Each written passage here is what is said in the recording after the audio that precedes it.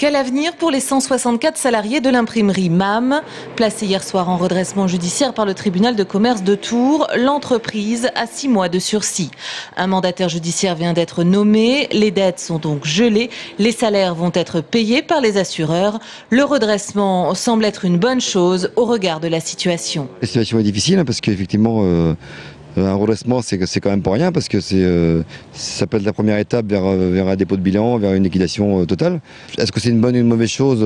Je pense que si la direction a pris cette décision, c'est peut-être la meilleure des choses à l'heure actuelle.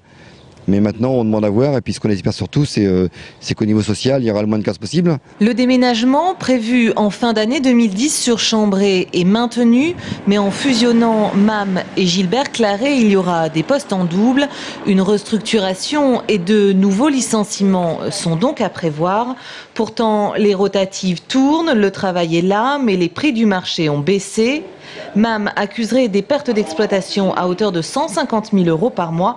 Pourtant, la direction se veut rassurante. J'aborde cette procédure-là comme un outil à ma disposition pour mener à bien le plan que j'ai, par lequel j'ai l'intention de conserver déjà les sociétés, les noms dont vous parlez, qui sont effectivement assez prestigieux à Tours, auxquels les Tourangeaux sont très attachés, et le maximum d'emplois. Donc aujourd'hui, je prends ça quelque part comme une chance de redémarrage, plus que comme quelque chose qui serait infamant. La période d'observation qui s'ouvre aujourd'hui doit permettre au groupe de trouver des solutions durables pour maintenir l'activité de cette entreprise historique dans le milieu des arts graphiques à Tours.